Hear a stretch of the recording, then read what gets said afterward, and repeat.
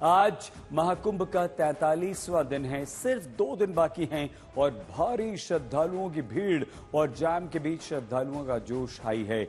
आस्था की इस डुबकी को लगाने के लिए लगातार श्रद्धालु प्रयागराज पहुंच रहे हैं। क्या आम क्या खास, हर कोई इस महाकुंभ में बढ़ चढ़कर पहुंच रहा है। इस बीच महाकुंभ को लेकर राजनीति समाप्त होने का नाम नहीं ले रही। आज यूपी की विधानसभा में महाकुंभ का एक बार फिर से शोर सुनाई दिया, जहां योगी आदित्यनाथ ने कुंभ पर प्रश्न खड़े करने वालों पर जमकर पलटवार किया, हमला किया। गिद्धों को केवल घास मिली,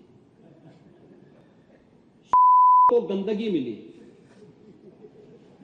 संवेदनशील लोगों को रिश्तों की खूबसूरत तस्वीर मिली, आस्थावानों को पुण्य मिला, सज्जनों को सज्जनता मिली, गरीबों को रोजगार मिला, अमीरों को धंधा मिला, श्रद्धालुओं को साफ सुथरी व्यवस्था मिली, पर्यटकों को अव्यवस्था मिली, सद्भावना वाले लोगों को जाति रहित व्यवस्था मिली, भक्तों को भगवान मिले।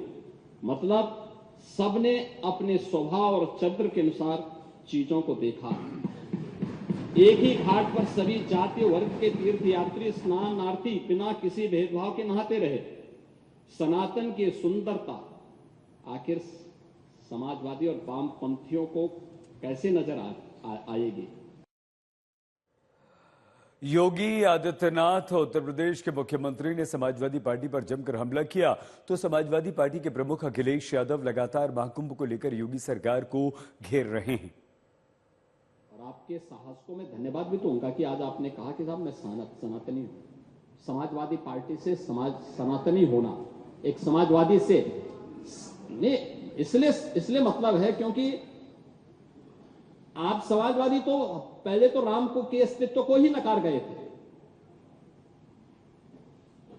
भगवान राम के अस्तित्व को, भगवान कृष्ण के अस्तित्व को ही नकार गए थे। याद करिए 2017 में हम लोगों ने मथुरा, वृंदावन और ब्रज तीर्थ के विकास की कार्य योजना को आगे बढ़ाया था। समाजवादी पार्टी के साथ की ओर से बयान आया था कि वह हमने कहा था कृष्ण की एक भव्य प्रतिमा भी वहां लगेगी।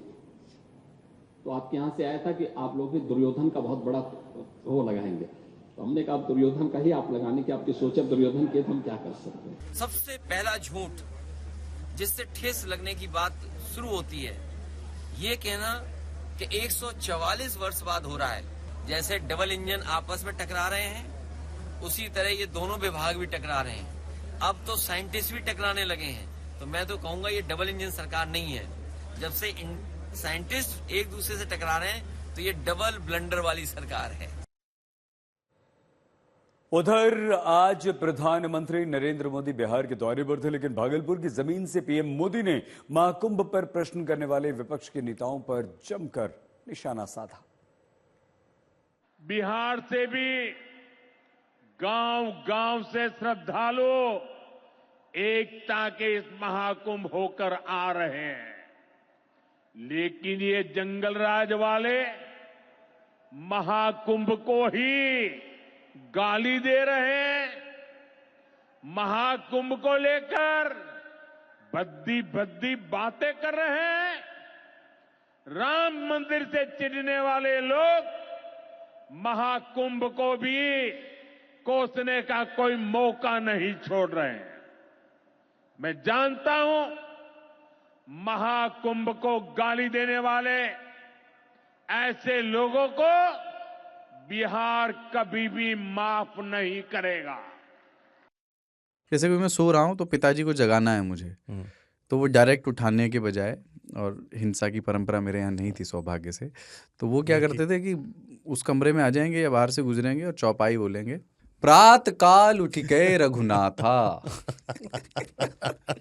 मात पिता गुरु नावई माता। कभी कभी मैं गुस्से में उठ करके अरे पापा चरण स्पर्श किया और सो गया। मैंने कहा अब मत उठाना।